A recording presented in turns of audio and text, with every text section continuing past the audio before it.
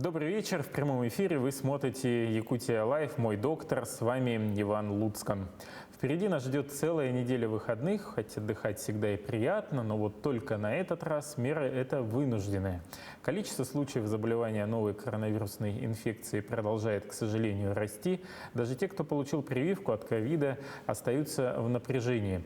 Как справиться с психологической нагрузкой и научиться действовать в экстремальной ситуации, мы поговорим сегодня с психотерапевтом Валентиной Алексеевой. Добрый вечер, Валентина Владимировна. Добрый вечер, Иван Петрович. Да, хочу, наверное, начать с такого обыденного общего вопроса. Вот мне все говорили, что я там держу ковид в руках, а вот как научиться держать себя в руках? Вот какой бы вы совет дали? Я считаю, что держать себя в руках – это как-то вот не совсем правильно, потому что вот даже говорят такое, может там выйти из зоны комфорта, может, слышали, да, и держать себя в руках – это такой очень, не слишком хороший миф. Почему он не хороший? Потому что попахивает насилием. Я, например, считаю, что не надо держать себя в руках, а состояние вот это вот, когда ты держишь себя в руках, это как вот это какое-то напряжение, да, я держу себя в руках, там, я там, не знаю, все контролирую и так далее. Это создает дополнительное психоэмоциональное напряжение, это нагрузка на психику, наоборот. Держать себя в руках не надо, надо приобретать новое состояние. Уметь учиться, смотреть, как люди это делают. Другое, более расслабленное, более мягкое, более комфортное, более удобное, с какой-то добротой и мягкостью к себе. Вот так я думаю. Но ковид нам не дает все равно расслабиться, тем не менее. Я хочу, кстати, напомнить зрителям, что мы работаем в прямом эфире, и вы сейчас можете задать вопрос нашей гости по телефону 8 41 12, это код города Якутска для иногородних, и телефон 42 14 39. Если же у вас есть желание пообщаться в WhatsApp мессенджере и отправить свой вопрос таким образом, то задавайте его по нашему номеру в WhatsApp горячей линии 8 914 203 35-05-02. Ковид везде, многие им болеют. Как с психологической точки зрения подготовиться той возможности, что ты, возможно, заболеешь, например? Видите как, у нас в обществе это вот ковид вообще показывают, что как будто это такая инфекция, но я не спорю, что это инфекция, не спорю, что это опасная инфекция, но как будто бы это особо опасная инфекция. То есть сама по себе эта инфекция, то есть она как будто бы в 100% случаев приводит к смерти, хотя официальные данные о том, что смертность, она не так высока от ковида, да, на самом деле. Но при этом почему-то нагнетается такая обстановка, не очень приятная. И понятное дело, что наша психика будет срабатывать, даже не кора больших полушарий, а такие подкорковые структуры, которые отвечают за выживание, она будет срабатывать такой реакцией, как выживание.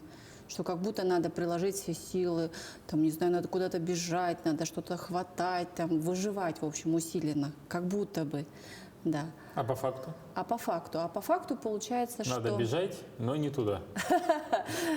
Мне кажется, все-таки тут даже не в том дело, что надо бежать, а надо, наоборот, остановиться. И когда человек остановится, не быть во всей этой в каше, да, когда хаос, паника, неразбериха и все, а остановиться и посмотреть на эту ситуацию чуть сверху. А что вообще происходит? Главное, чтобы не с небес на нее посмотреть. Это же вы прям черный юмор у вас такой медицинский. Насколько чаще всего якутяне стали обращаться к психиатру, и к психологу? Я считаю, что у нас прям прогресс в этом плане, особенно в период, когда год назад, 1,5 года назад, весной 2020 года, это была просто пандемия психических расстройств на самом деле, да. А все-таки что это сподвигло? Сам ковид или дистанционка, уход от социального общения? Я думаю, что все-таки сподвигла очень интенсивная такая массовая атака. Допустим, я не хочу, конечно, обвинять СМИ, но тем не менее она была очень такая интенсивная. И плюс еще у нас сломались все адаптационные механизмы. Почему они сломались? Потому что никто, не мы сами, ни наши родители, ни наши бабушки, дедушки, никто не жил в пандемию. И мы вообще не знаем, что такое пандемия, да, ведь и тут бабах, и нас всех посадили до дома. И мы все сидели дома, и получается, что все те старые подпорки наши, ну, защиты психики, механизмы адаптации, да, они были поломаны. И очень многие люди перестали, например, потеряли работу. Ну, например, я, например, там был, ну, не знаю, там, владельцем ресторана, например, вдруг. И я знал, кто я такой, у меня есть опора, у меня есть работа. И тут вдруг ковид, все рестораны закрылись, работы нет. Человек потерял работу и так далее. А опоры внутренней нет, механизмы адаптации поломались, и понятное дело, что психика полетела. Удается восстановить состояние человека? Конечно, конечно. А каким образом? это Дело в обычно том, происходит? что у нас у всех биологически заложены определенные механизмы адаптации.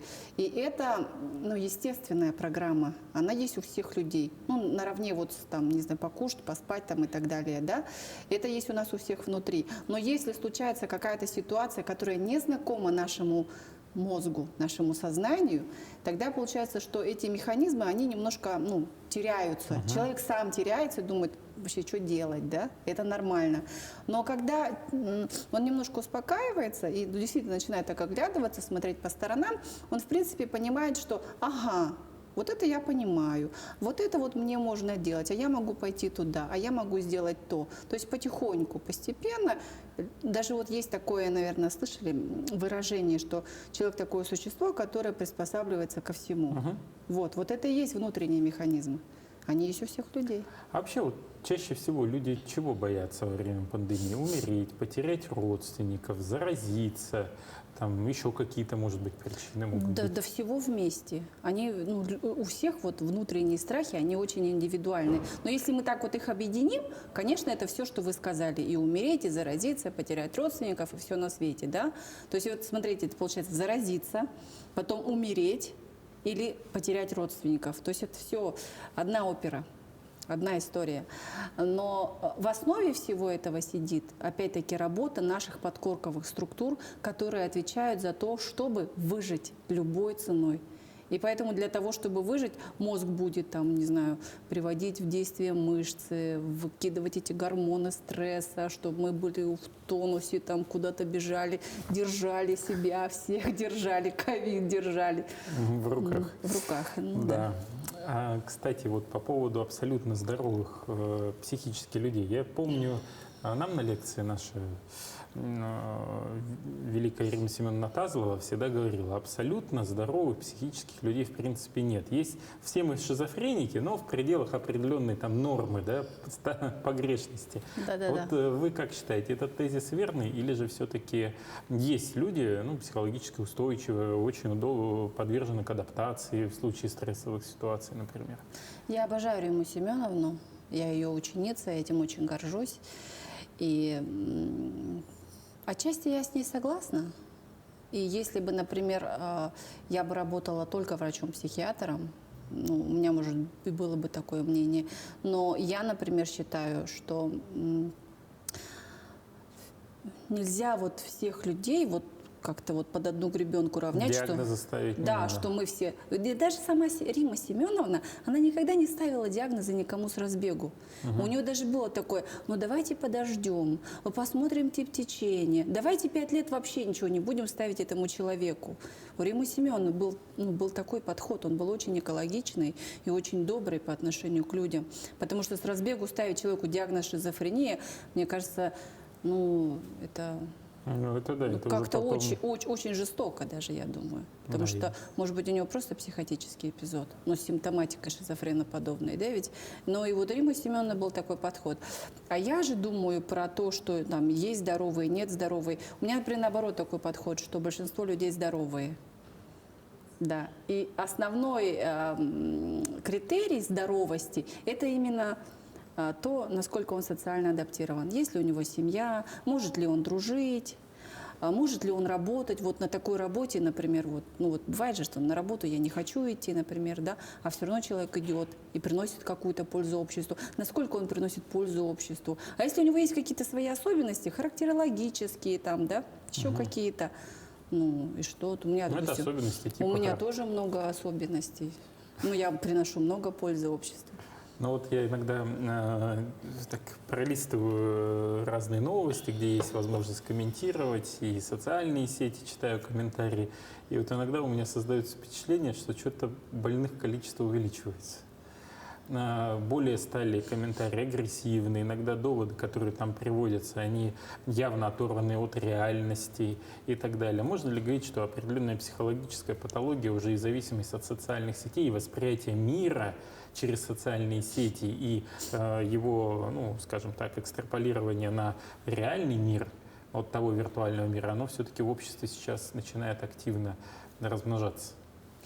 Я вот когда читаю эти комментарии, я всегда вспоминаю Карла Густава Юнга.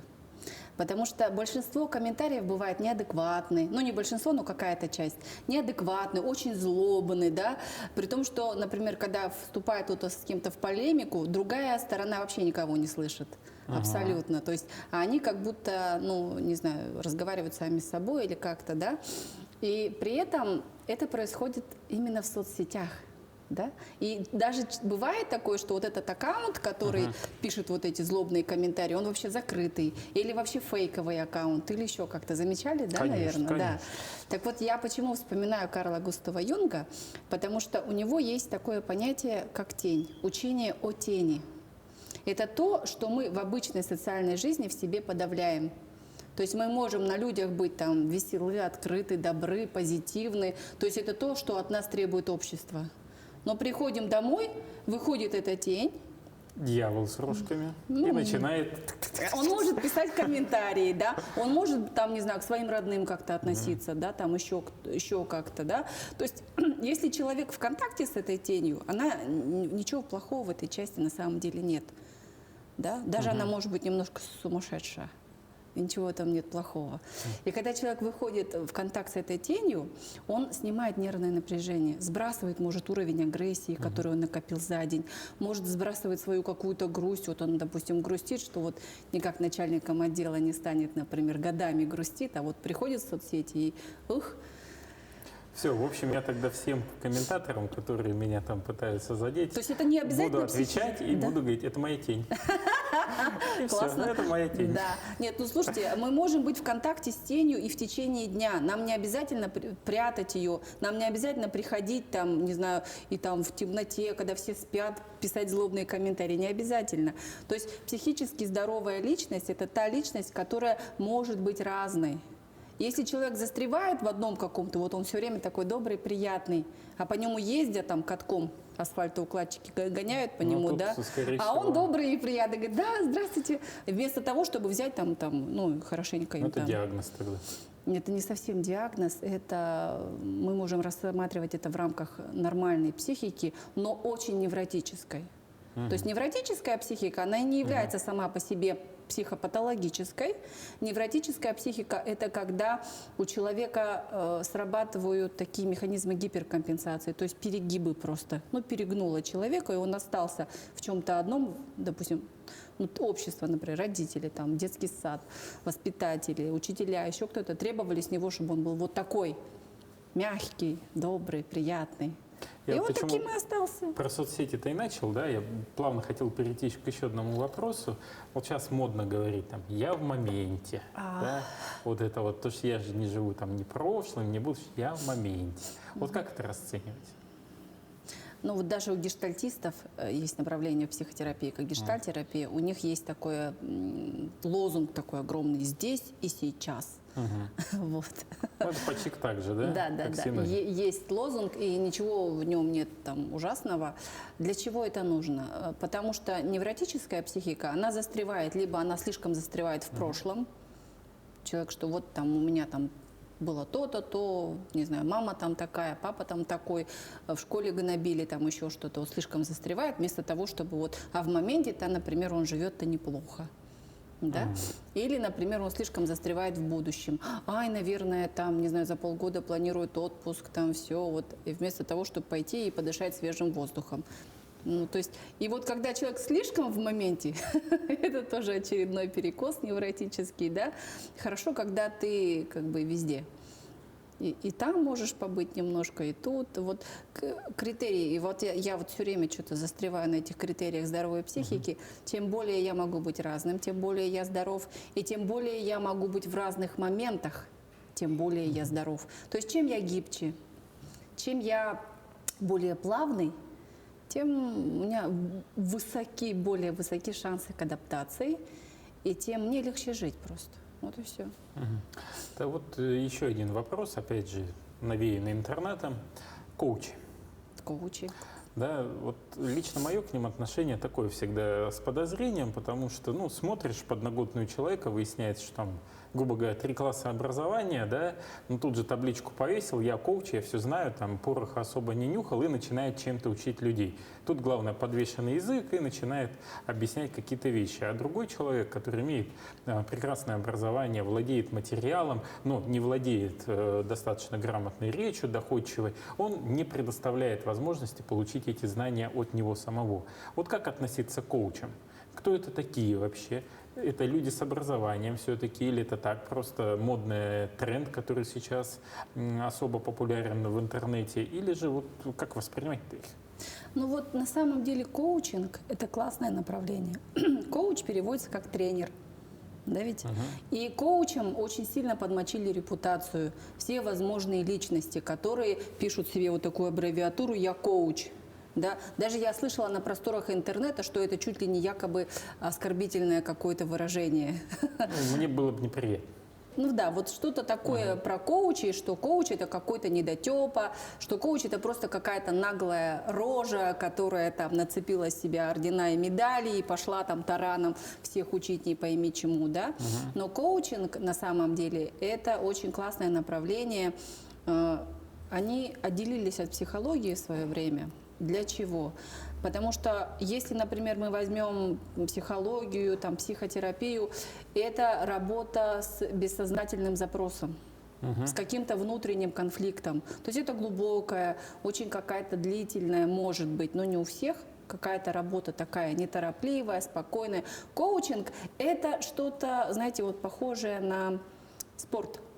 То есть у меня есть какая-то цель, и я хочу этой цели добиться. У меня, понятное дело, есть свои внутренние там противоречия, какие-то препятствия, это понятно. Но я могу, несмотря на все это, я могу параллельно заниматься с психотерапевтом, с психологом, но я хочу, допустим, ну не знаю, какую-то себе поставить цель и расписать прям шаги. Коучинг это делает, они расписывают конкретно. Ну, как тренер. Например, я пришла в зал и решила, например, что вот, ну, не знаю, хочу там бицуху там накачать себе. Ну, хотя бы хоть какое-то образование, я так думаю, должно быть. У них есть целые ассоциации. ICF, ICC – это международные ассоциации, которые обучают специально. Там у них не одна ступень и так далее. То есть там еще есть сертификация, ее не так легко получить. В общем, если я вижу, что там кто-то начинает говорить, я коуч, так, слышь, сертификат-то давай-ка вот этот ICC, там, TCC и все прочее. С какой ты вообще, вот с какой ты ассоциации коучинга, где ты обучался, сколько ты там прошел, какое у тебя вообще образование? Я боюсь, что скоро появится ассоциация Сахау-коучинг. Она уже есть. Уже? Да. О, все, дело сейчас запахнет жареным. Да, Я боюсь. она уже есть. Почему? И туда вступают все желающие или все-таки те, кто с образованием? Вот я не могу вам сказать, Вот, потому вот что я боюсь, не что, скорее отвечаю за это. всего, да, там есть трудности, потому что то, что я в последнее время видел, ну, мне обидно за людей, потому что большинство случаев просто это сдирание средств, их для некоторых даже там каких-то накоплений определенных, якобы, что они там богатыми научат быть, еще что-то. И вот эти вот гастролеры еще в том числе, которые ездят, ну, доверие мне не внушает. А уж еще доверить им психологическое здоровье, ну, как-то вот не стал бы. Вы прямо сейчас пропагандой занимаетесь, вы так чувствуете это, что Да. вы занимаетесь пропагандой, что коучинг На это что? государственном телевидении. Да, что коучинг это что-то прям ужасное, это что-то плохое. Я, например, хожу к коучу, когда мне нужно какую-то Я как цель раз подвожу, поставить. что коуч должен быть человеком с образованием. Да, ну мало того, что с образованием, должен быть хотя бы компетентен. Вот, Да, в я вот к своем этому деле. подвожу. А не так, как чтобы, вот к таким людям у меня отношение такое очень опосредованное. Кстати, вот про врачей, да, все-таки мы с вами оба имеем дипломы врача, и в нашей практике иногда были случаи такие интересные, уникальные, ваши уж так тем более. Вот есть какие-то яркие такие моменты, которые можно было бы поделиться, может быть, где-то смешной, может быть, с одной стороны, грустный. Связанное с чем Ну, конкретно? конкретно спецификой психиатрии, Психиатрии? и психологии. Да. Психологии, психиатрии. На самом деле очень много, но у нас же есть закон об этике, Да. и мы не все можем рассказывать. Есть какие-то случаи, когда человек согласен. Он говорит, пожалуйста, я веду Инстаграм. И бывает так, что я описываю там какие-то случаи, но чаще всего это какие-то, знаете, вот такие вот бомбические случаи, в которых человек реально поменял сценарное решение, начал по-другому жить, начал как-то по-другому взаимодействовать с собой, со средой, с людьми и так далее, да, не знаю, работу поменял, там, не знаю, женился, еще что-то, да. То есть вот такие случаи иногда некоторые люди рассказывают. А так, что прям вот, ну, на самом деле очень много. Может, вы какой-то там, не знаю, сузите вопрос. Да не, я просто по себе помню, и даже классика. Я так уж совпало, что вот когда я проходил практику в психоневрологическом диспансере, мне достался пациент, который все время говорил, что я похож на Путина. Да, вот у него это была такая навязчивая идея, он всем ее транслировал. Спустя ровно 15 лет этот пациент ко мне попадает в ковидное отделение. И я у него спрашиваю, ну что, похож? Он говорит, нет, я уже не похож. Вот, и я прямо его так хорошо запомнил, такой интересный был персонаж, и вот как-то он у меня в памяти отложился. А вот у вас были какие-то такие, что вот спустя десятилетия, хоп, вот опять он, и, допустим, у него есть ремиссия определенная, он показал какой-то хороший результат от лечения. Но в психиатрии немножко другое взаимодействие с пациентом, потому что если ты, так же как в психотерапии, ты берешь пациента, и ты с ним надолго. Это не так, что он у тебя полечился, потом через 15 лет ты его встретил. Это не так. Можно сказать, мы встречаемся, ну, допустим, в психиатрии, там, например, если это диспансерное отделение, то каждый месяц.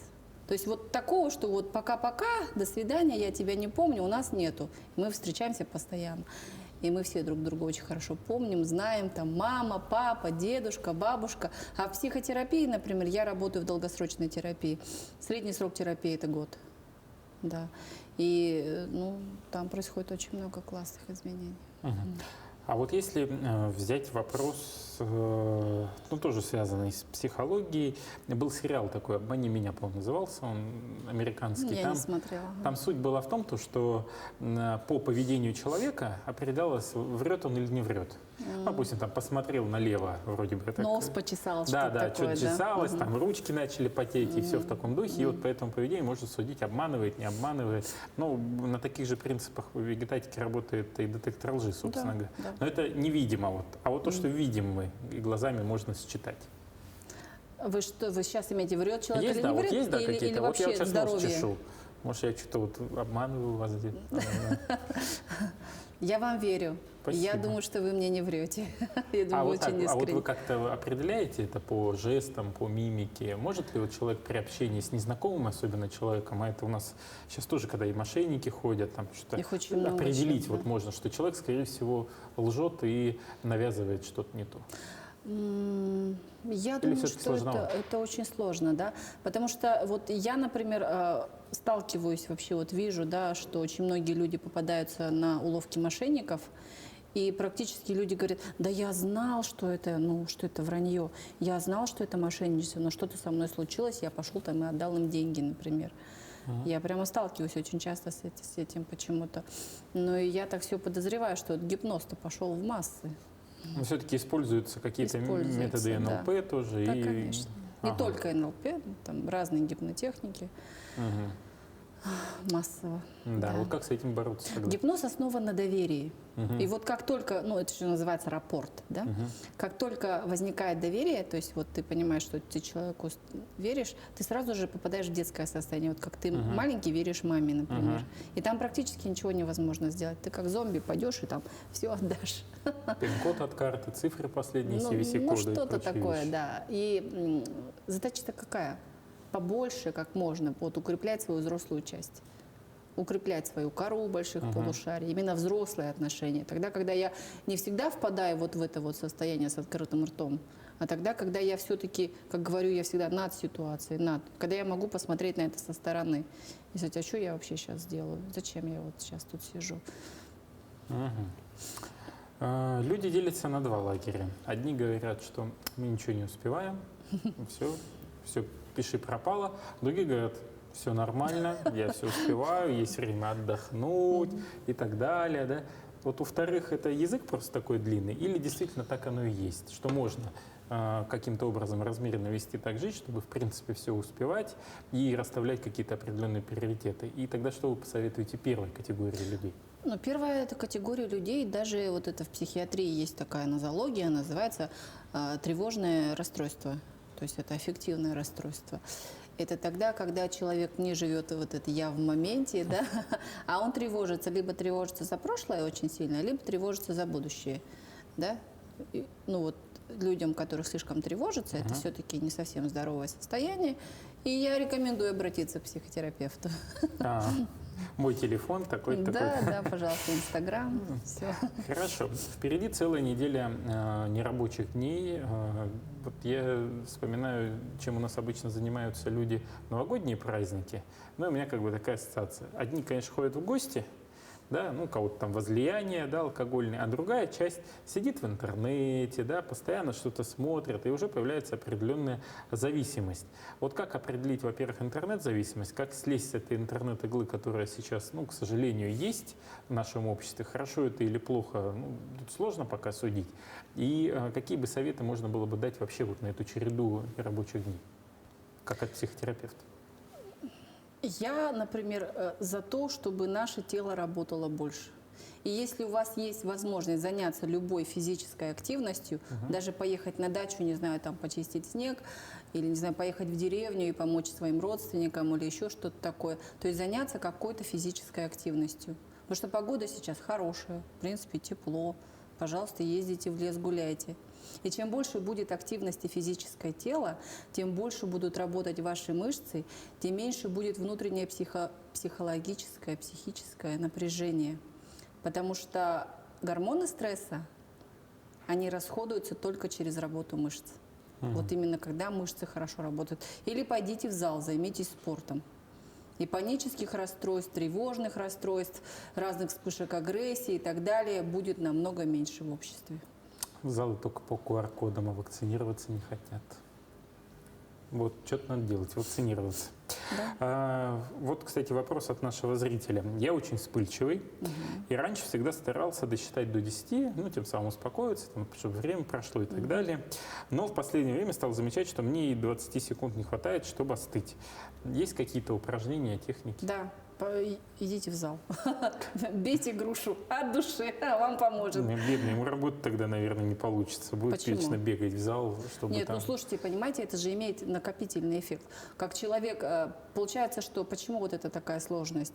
Потому что внутри есть убеждение, что злость это плохо. И вообще проявлять агрессию это плохо. А мы по природе, по биологической своей природе, мы хищники. И нам вообще кусаться и проявлять агрессию – это нормально, этого требует наш организм.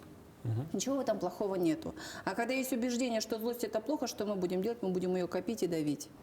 Копить и давить, копить и давить. А потом же эта крышечка-то уже будет переполнена. Потом оно как бабах, и вылезет, и все. И там может быть уже неконтролируемая какая-то агрессия. Понимаете? И поэтому вытаскивать злость надо через работу мышц. Опять-таки. У меня просто есть еще один секрет тоже. Иногда бывает же, ну, в силу еще и своей работы, когда ты руководишь учреждением, очень много производственных процессов и так далее, я для себя научился ставить приоритеты. Стоит ли вот это моих нервов, да, чтобы там вспылить или еще что-то, и тогда намного легче становится. Ну вот о чем я и говорю, о том, что если у человека развито взрослое состояние, потому что когда мы впадаем в любую эмоцию, даже злость, там еще что-то, мы впадаем в детское состояние. Но когда мы ну работа сама по себе работа, она не предусматривает эмоции, это социальный уровень взаимодействия. Работа это просто, ну, задачи какие-то, она там первое, второе, третье перед нами ставит руководство там, или мы сами, или еще кто-то, да. То есть нам надо что-то сделать, это взрослое состояние. Дети.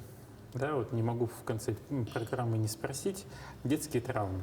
Вот что можно к ним отнести, именно психологические травмы, когда там может кто-то там из родителей насилие какое-то, или наоборот там усиленно заставляют делать уроки, или еще что-то. Вот как с этим бороться и на каком этапе можно это отрегулировать? Ну, вы знаете, есть исследования, я вот не скажу вам автора, о том, что у каждого человека до 1000 психотравм. Если он психически относительно здоров, у него до 1000. А если он не здоров, там, ну, шизофреник, до 10 тысяч, да, понятное дело. И они есть у нас у всех. И это нормально, да? И смотрите, они еще очень индивидуальны. Например, для какого-то человека, например, то, что его, например, избили, для него не будет психотравмой. А для кого-то один подзатыльник будет травмой на всю жизнь, которая вообще сломает ему там всю и карьеру, и работу, и все на свете. Это очень индивидуально, зависит от типа личности. А тип личности – это тоже очень индивидуальная вещь. Ну здесь оценивать его можно, да. Да, Если ну да, тесты смотри. специальные, да. Конечно. тестировать. А вот по поводу суицида. Опять же, вспоминая свою практику на психоневрологическом диспансере, помню, как многих людей ставили на учет за попытку суицида. Как определить родственникам, что что-то не так, что, возможно, человек собирается покончить жизнь самоубийством? На самом деле пациенты с суицидальными какими-то тенденциями, они всегда об этом открыто говорят. Но не то, что прям всегда, но часто. И поведение бывает такое, что человек как будто что-то завершает. Допустим, ну, например, там, не знаю, у кого-то занял когда-то денег, возвращает, ему говорит, вот я тебя занял, вот мне надо вернуть именно сейчас обязательно. Или, допустим, книжки в библиотеку не сдал, идет книжки эти сдает. То есть он как будто завершает все дела, как будто он что-то заканчивает. И это, в принципе, родственникам, которые человек которые к нему неравнодушны, они это увидят. И иногда так бывает, что прям в словах это проскальзывает, что вот, ну, наверное, мне вот надо заканчивать, или вот мне это надо обязательно сделать. А почему тебе это надо сделать? Может, спросить надо. Лекарственная терапия. Помогают ли какие-нибудь БАДы, лекарства при борьбе с депрессиями и с различными иными психологическими расстройствами? Если это все-таки клиническая депрессия, ну такая настоящая депрессия, то только антидепрессанты. Потому что с БАДами там уж не знаю, да. Да, витаминчики у нас же любят. Ой, витамин D прописали, надо попить. Ой, там это, надо попить. Вот Да. ваше мнение. Но у нас, понимаете, в обществе какой-то очень низкий уровень знаний о психиатрии. Потому что сейчас многие говорят, а у меня биполярочка, у меня Слышали, наверное, да? Да, у меня биполярочка. И люди думают, что биполярочка это вот то, что я Это утром... что-то такое веселое. Да, утром я проснулся, утром я веселенький, к вечеру, допустим, начальник на меня накричал, я плачу, и вот у меня биполярочка. На самом деле биполярное расстройство совсем другое состояние, это очень глубокое, тяжелое клиническое состояние. То же самое, что депрессия. Люди думают, что вот у меня там что-то взгрустилось, и я там поплакал, и вот у меня, значит, депрессия. И начинают БАДы глотать. И им вроде как помогло, ну, то есть это тоже так. А по факту мертвого припарка. Да, и поэтому если это действительно депрессия, ну, это надо к специалистам, к очень квалифицированным. Вот у нас в психоневрологическом диспансере высококвалифицированные специалисты. И вот не сомневаюсь иногда. Спасибо большое, Валентина Владимировна, что сегодня уделили время, и мы достаточно интересно пообщались. Конечно, вопросов огромное количество, особенно вот по психиатрии. И Приглашайте еще, я готова. пригласим, да. Потому что, сами же сказали, да, по психиатрии знаний маловато. И вот то, что у людей вот это все происходит, и тот накопившийся гнев, который есть, как с ним справиться и так далее, я говорю, тем огромное количество. Еще раз благодарю за интересную беседу. Хочется пожелать успехов в вашей работе, пожелать коллегам с психоневрологического диспансера поменьше все-таки клиентов. Вот. Ну а зрителям телеканала «Якутия-24» я желаю, в первую очередь, психологического здоровья и всегда находить выход из любой ситуации. На этом выпуск программы «Якутия Лайф. Мой доктор» подошел к концу. Меня зовут Иван Луцкан. Смотрите нас по будням в 19 часов 15 минут. Мы расскажем, чем живет Якутия. Всем еще раз здоровья. Пока-пока.